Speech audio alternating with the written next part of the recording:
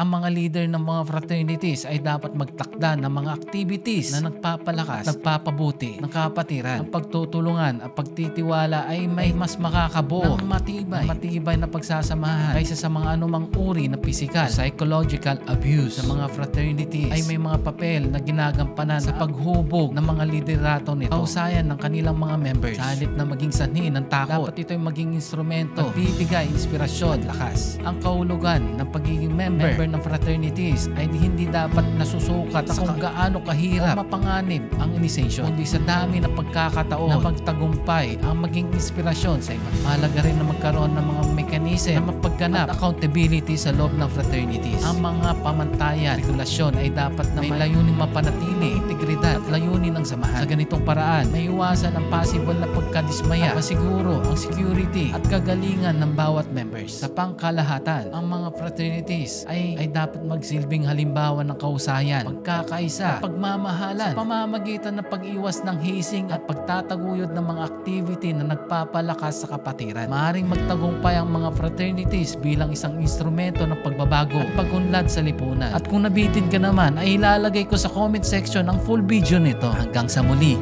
God bless, peace out.